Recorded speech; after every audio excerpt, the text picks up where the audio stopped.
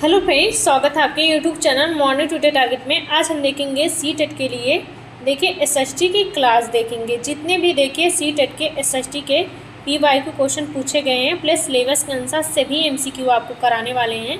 तो जो लोग चैनल को अभी तक नहीं सब्सक्राइब किए होंगे वह सब्सक्राइब कर लेंगे। देखिए यह मेरी एसएसटी की पहली क्लास है सितंबर के लिए। तो जितने भी लोग चैनल को अभी तक नहीं सब्सक्राइब किए होंगे वह ज़रूर सब्सक्राइब कर लेंगे ताकि मेरी एक भी क्लासेस मिस नहीं होगी। तो चलते हैं बिना देरी किए क्वेश्चन पे। तो पहले क्वेश्चन से स्टार्ट करते हैं। और क्लास शुरू करने से पहले प्लीज़ आप लोग देखिए क्लास को ज़्यादा से ज़्यादा लाइक और शेयर कर दिया करिए और एक प्यारा सा कमेंट करके ज़रूर बताया करिए आपको क्लास कैसी लगी। तो पहला क्वेश्चन है, निम्नलिखित में से किस स्थान पर पूरा पाषाण काल पैलियोलिथिक पीरियड के अवशेष मिले हैं जहाँ भीमबेटका की गुफाएँ स्थित है? तो वह कौन सा स्थान हो जाएगा? तो वह देखिए मध्य प्रदेश हो जाएगा। तो आपका यहाँ पे बी ऑप्शन बिल्कुल सही हो जाएगा। भीमबेटका की गुफाएं स्थित हैं मध्य प्रदेश में और यहाँ से पूरा पाषाण काल के अवशेष मिले हैं। देखिए समझते हैं। देखिए भीमबेटका मध्य प्रदेश एक प्रसिद्ध पूरा पाषाणिक अवशेष स्थल है जहाँ आदि मानव द्वारा बनाई गई रॉक पेंटिंग शैल चित्रकला मिली है। तो भीमबेटका मध्य प्रदेश में स्थित है और यह एक पूरा पाषाणिक स्थल है जहां से रॉक पेंटिंग शैल चित्रकला के साक्ष्य मिलते हैं। नेक्स्ट क्वेश्चन है, ऋग्वेद में गंगा और यमुना नदी का उल्लेख कितनी बार हुआ है? तो ऋग्वेद में गंगा और यमुना नदी का उल्लेख कितनी बार हुआ है? तो आपका राइट आंसर यहाँ पे पहला बिल्कुल सही हो जाएगा, केवल एक बार मिला है। ऋग्वेद में गंगा और यमुना नदी का उल्लेख मिला है तो केवल एक बार मिला है।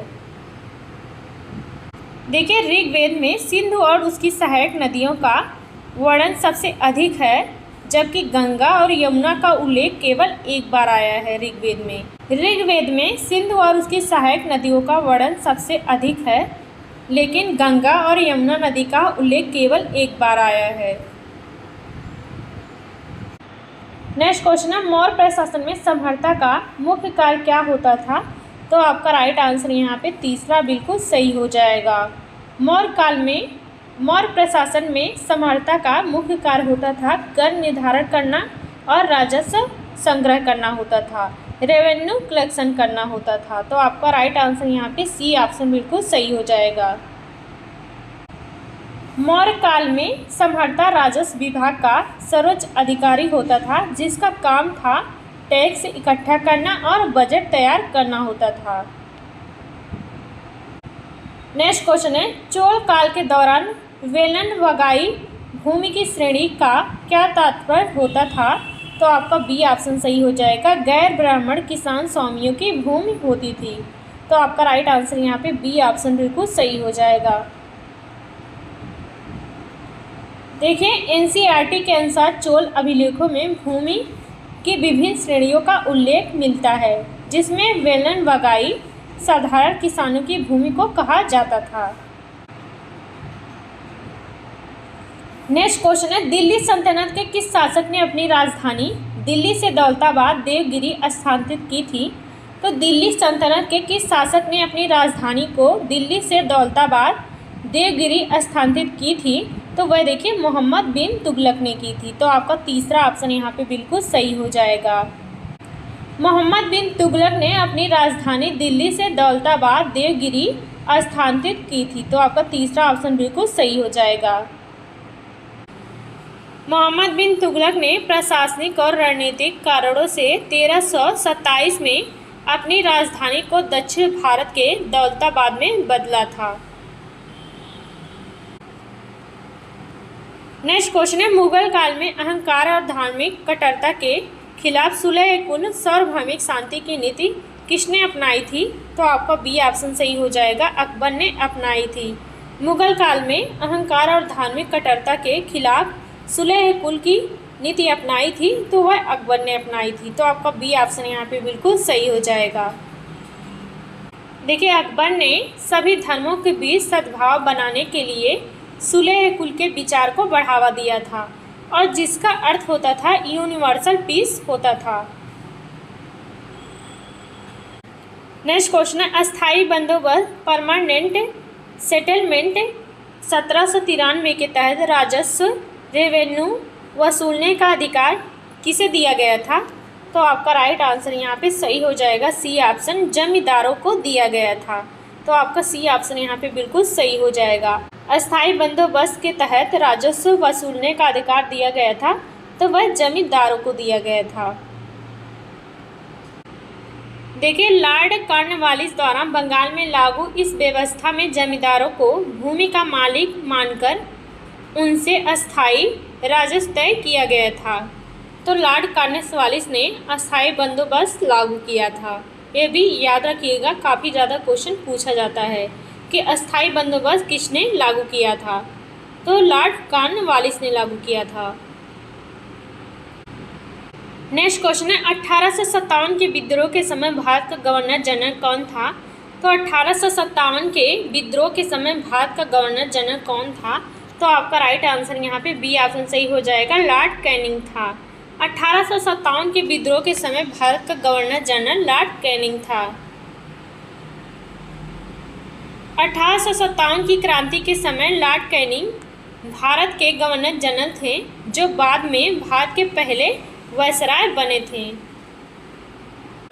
नेक्स्ट क्वेश्चन है गुलामगिरी नामक पुस्तक के लेखक कौन थे जिन्होंने जाति प्रथा के खिलाफ आवाज़ उठाई थी? तो वह देखिए ज्योतिबा राव फूले ने उठाई थी। तो आपका राइट आंसर यहाँ पे बी ऑप्शन सही हो जाएगा। गुलामगिरी नामक पुस्तक के लेखक ज्योतिबा राव फूले थे, जिन्होंने जाति प्रथा के खिलाफ आवाज़ उठाई थी। देखिए, ज्योतिबा राव फूले ने 1873 में गुलामगिरी पुस्तक लिखी थी और इस पुस्तक को अमेरिकी गृह युद्ध में दासों को मुक्त कराने वाले अमेरिकियों को समर्पित किया था। नेक्स्ट क्वेश्चन है भारतीय राष्ट्रीय कांग्रेस के किस अधिवेशन में पूर्ण स्वराज की मांग को औपचारिक रूप से स्वीकार किया गया था? तो भारतीय राष्ट्रीय कांग्रेस के किस अधिवेशन में पूर्ण स्वराज की मांग को औपचारिक रूप से स्वीकार किया गया था? तो आपका राइट आंसर यहाँ पे सही हो जाएगा तीसरा ऑप्शन, 1929 का लाहौर अधिवेशन में। 1929 के लाहौर अधिवेशन में पूर्ण स्वराज की मांग को औपचारिक रूप से स्वीकार किया गया था। देखिए, जवाहरलाल नेहरू की अध्यक्षता में 1929 के लाहौर अधिवेशन में कांग्रेस ने पूर्ण स्वतंत्रता पूर्ण स्वराज का प्रस्ताव पारित किया था। नेक्स्ट क्वेश्चन है यदि भारत में सुबह के 11:30 बज रहे हैं तो ग्रीनविच जीरो देशांतर पर क्या समय हो रहा होगा? तो वह देखिए आपका फर्स्ट आंसर सही हो जाएगा, सुबह के 6 बजे होंगे। तो आपका फर्स्ट आंसर यहाँ पे सही हो जाएगा। देखिए, भारत का मानक समय IST 82:30 east Greenwich mean time GMT से 5 घंटे 30 मिनट आगे है, इसलिए ग्रीनविच पर समय 5.5 घंटे पीछे होगा। नेक्स्ट क्वेश्चन है जब पृथ्वी, सूर्य और चंद्रमा एक सीधी रेखा में होते हैं अमावस्या या पूर्णिमा को, तो कौन से ज्वार आते हैं? तो आपका राइट आंसर यहाँ पे बी ऑप्शन सही हो जाएगा, बृहद ज्वार स्प्रिंग टाइड्स आते हैं। तो आपका राइट आंसर यहाँ पे बी ऑप्शन सही हो जाएगा। देखिए, इस स्थिति में सूर्य और चंद्रमा के संयुक्त गुरुत्वाकर्षण बल के कारण समुद्र में सबसे ऊंचे ज्वार यानी बृहद ज्वार स्प्रिंग टाइड्स आते हैं। नेक्स्ट क्वेश्चन है वायुमंडल की किस परत में ओजोन गैस ओजोन लेयर पाई जाती है जो परावैंगनिक किरणों से हमारी रक्षा करती है? तो वायुमंडल की किस परत में ओजोन गैस ओजोन लेयर पाई जाती है जो परावैंगनिक किरणों से हमारी रक्षा करती है? तो वह देखिए समताप मंडल में पाई जाती है। तो आपका राइट आंसर यहाँ पे बी ऑप्शन सही हो जाएगा। समताप मंडल में ओजोन गैस पाई जाती है जो परावैंगनिक किरणों से हमारी रक्षा करती है। देखिए, समताप मंडल में ओजोन परत स्थित होती है। यह परत बादलों और मौसम संबंधी घटनाओं से भी मुक्त होती है। यह देखिए हवाई जहाज उड़ाने के लिए सबसे आदर्श मानी जाती है समताप मंडल। नेक्स्ट क्वेश्चन है निम्नलिखित में से कौन सी ठंडी महासागरीय धारा कोल्ड ओशन करंट है? तो वह देखिए आपका लेब्राडोर धारा हो जाएगी। तो आपका बी ऑप्शन सही हो जाएगा। लेब्राडोर धारा एक ठंडी महासागरीय धारा होती है। देखिए लेब्राडोर एक ठंडी जलधारा होती है जो उत्तरी ध्रुव की ओर से आती है, जबकि गल्फ स्ट्रीम एक गर्म जलधारा होती है। और ब्राज़ील देखिए, ब्राज़ील धारा भी एक गर्म जलधारा होती है और क्रोएशिया भी होती है गर्म जलधारा। सिर्फ लेब्राडोर धारा देखिए ठंडी होती है। नेक्स्ट क्वेश्चन है, स्थानांतरित कृषि शिफ्टिंग कल्टीवेशन को मिल्पा नाम से किस क्षेत्र में जाना जाता है? तो वह देखिए मैक्सिको में जाना जाता है। तो आपका बी ऑप्शन यहाँ पे बिल्कुल सही हो जाएगा। देखिए कर्तन एवं दहन कृषि झूम खेती को कहा जाता है और मैक्सिको और मध्य अमेरिका में मिल्पा कहा जाता है और ब्राज़ील में देखिए रोका कहा जाता है स्थानांतरित कृषि को और मलेशिया में लद्दान कहा जाता है। नेक्स्ट क्वेश्चन है, धात्विक खनिज मेटेलिक मिनरल्स मुख्य रूप से किस चट्टानों में पाए जाते हैं? तो आपका राइट आंसर यहाँ पे बी ऑप्शन सही हो जाएगा। आग्नेय और कायांतरित चट्टानों में पाए जाते हैं। इग्नियस एंड मेटामॉर्फिक रॉक्स में पाए जाते हैं धात्विक खनिज। तो आपका बी ऑप्शन यहाँ पे बिल्कुल सही हो जाएगा। देखिए लोहा तांबा निकल जैसे धात्विक खनिज पठाई क्षेत्र की पुरानी आग्नेय और कायांतरित शैलों में पाए जाते हैं। लोहा तांबा निकल जैसे धात्विक खनिज पठाई क्षेत्रों की पुरानी आग्नेय और कायांतरित शैलों में पाए जाते हैं। नेक्स्ट क्वेश्चन है, लद्दाख के रेगिस्तान में पाए जाने वाले चीरू नामक लुप्तप्राय जीव का शिकार किस लिए किया जाता है? तो वह हो जाएगा आपका राइट आंसर डी ऑप्शन सही हो जाएगा। उन सहतूत के लिए किया जाता है। लद्दाख के रेगिस्तान में पाए जाने वाले चीरू नामक जीव का शिकार किया जाता है, तो ऊन और शहतूत के लिए किया जाता है। देखिए चीरू तिब्बती बारहसिंगा का शिकार उसके अत्यधिक गर्म और हल्के ऊन शहतूत के लिए किया जाता है। देखिए जितने भी लोग पेपर 2 SST CTET की तैयारी कर रहे हैं सितंबर के लिए, उनके लिए देखिए एक खास मैं बात बता दे रही हूँ। जितने भी लोग कर रहे हैं देखिए शिद्दत से करेंगे, क्योंकि पहले जैसा एग्ज़ाम अब बिल्कुल भी नहीं रहा कि आप देखिए एक हफ्ते 10 दिन 15 दिन में पढ़ के निकाल लेंगे। आपको देखिए पूरा डिटेल में अच्छे से पढ़ना पड़ेगा, क्योंकि अब पेपर देखिए पहले जैसा बिल्कुल भी नहीं आ रहा है। और देखिए जो लोग UP टेट दिए होंगे वह जानते ही होंगे कैसा पेपर आ रहा है। आपको देखिए अच्छे से पढ़ना पड़ेगा, तभी आपका एग्ज़ाम क्लियर होगा। इसलिए देखिए अभी से ईमानदारी से पढ़ना शुरू कर दीजिए। ये मत सोचिए आज नहीं तो कल पढ़ेंगे, ऐसा आपका टाइम निकल जाएगा, देखिए आपको पता भी नहीं चलेगा, आपका एग्ज़ाम हो जाएगा। तो ऐसा बिल्कुल भी मत करिए, अभी से ईमानदारी से शिद्दत से पढ़ना शुरू कर दीजिए। तो चलते हैं नेक्स्ट क्वेश्चन देखते हैं। देखिए भारत का एकमात्र सक्रिय ज्वालामुखी एक्टिव वोल्केनो कहाँ स्थित है? तो वह हो जाएगा आपका बी ऑप्शन सही हो जाएगा। बैरन द्वीप अंडमान और निकोबार में स्थित है। तो आपका बी ऑप्शन यहाँ पे बिल्कुल सही हो जाएगा। देखिए अंडमान और निकोबार द्वीप समूह का बैरन द्वीप भारत और दक्षिण एशिया का एकमात्र सक्रिय ज्वालामुखी है। नेक्स्ट क्वेश्चन है, निम्नलिखित में से किसे संसार की छत रूफ ऑफ द वर्ल्ड कहा जाता है? तो वह देखिए तिब्बत का पठार को कहा जाता है। तो आपका डी ऑप्शन यहाँ पे बिल्कुल सही हो जाएगा। देखिए तिब्बत का पठार विश्व का सबसे ऊंचा पठार है और समुद्र तल से 4000 से 6000 मीटर ऊंचा है, इसलिए इसे संसार की छत कहा जाता है। नेक्स्ट क्वेश्चन है, प्रेरी घास के मैदान कहाँ पाए जाते हैं? तो प्रेरी घास के मैदान कहाँ पाए जाते हैं? तो वह हो जाएगा आपका राइट आंसर बी ऑप्शन सही हो जाएगा। उत्तरी अमेरिका में पाए जाते हैं। प्रेरी घास के मैदान पाए जाते हैं तो उत्तरी अमेरिका में पाए जाते हैं। उत्तरी अमेरिका के शीतोष्ण घास के मैदानों को प्रेरी कहा जाता है और दक्षिण अफ्रीका में देखिए इसे वेल्ड कहा जाता है।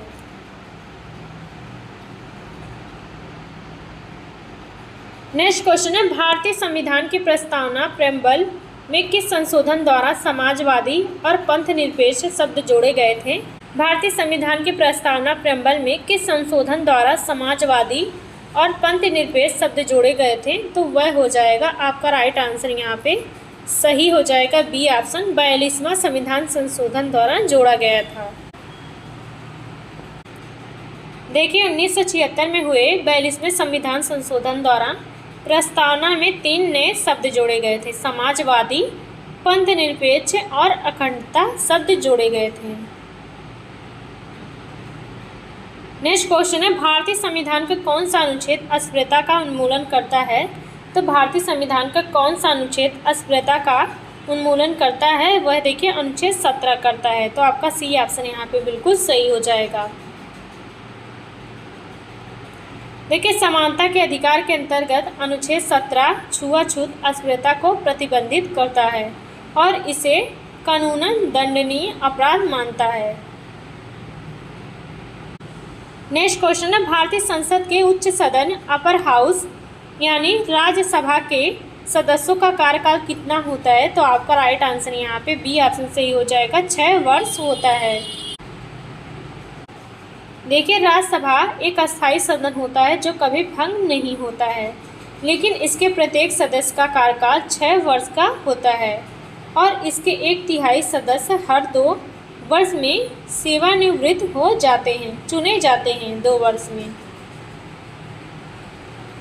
नेक्स्ट क्वेश्चन है, भारतीय संविधान के किस भाग में मौलिक अधिकारों फंडामेंटल राइट का वर्णन दिया गया है?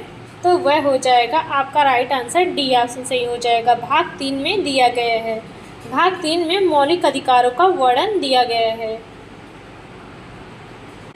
देखिए समझते हैं। देखिए संविधान के भाग 3 अनुच्छेद 12 से लेकर 35 तक में नागरिकों के 6 मौलिक अधिकारों का वर्णन दिया गया है। इसे भारत का मैग्ना कार्टा भी कहा जाता है, तो मौलिक अधिकार को।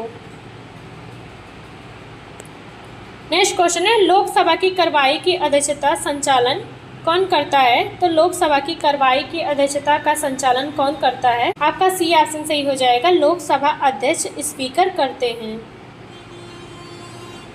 देखिए लोकसभा के सदस्य अपने बीच से ही एक अध्यक्ष स्पीकर चुनते हैं जो सदन की बैठकों की अध्यक्षता करता है और उपराष्ट्रपति राज्यसभा का पदेन सभापति होता है। नेक्स्ट क्वेश्चन है, राज्य सरकार का संवैधानिक प्रमुख कौन होता है? तो राज्य सरकार का संवैधानिक प्रमुख कौन होता है? तो आपका राइट आंसर सी ऑप्शन सही हो जाएगा, यहाँ पे राज्यपाल गवर्नर होता है, तो आपका सी ऑप्शन यहाँ पे बिल्कुल सही हो जाएगा। देखिए जैसे केंद्र में संवैधानिक प्रमुख राष्ट्रपति होता है, वैसे ही राज्य का संवैधानिक प्रमुख राज्यपाल होता है। नेक्स्ट क्वेश्चन है, पंचायती राज व्यवस्था को किस संविधान संशोधन अधिनियम द्वारा संवैधानिक दर्जा दिया गया है? तो वह हो जाएगा आपका फर्स्ट आंसर सही हो जाएगा, 73वां संविधान संशोधन द्वारा दिया गया है पंचायती राज को संवैधानिक दर्जा। देखिए यह मेरी सी-टेट की पहली क्लास थी। आज देखिए आपको 27 क्वेश्चन कराने वाले हैं एसएसटी के, और देखिए डेली आपकी एसएसटी की क्लास सी-टेट की चलने वाली है। तो जो लोग चैनल को अभी तक नहीं सब्सक्राइब किए होंगे वह सब्सक्राइब कर लेंगे, ताकि एसएसटी सी-टेट की डेली मेरी क्लासेस आपको प्रॉपर तरीके से मिलती रहेगी। और देखिए इस क्लास को जाते जाते आप लोग देखिए, प्लीज़ आप लोग देखिए लाइक शेयर कर दिया करिए और एक प्यारा सा कमेंट करके ज़रूर बताइएगा आज की क्लास आपको कैसी लगी। तो मिलते हैं नेक्स्ट क्लास में।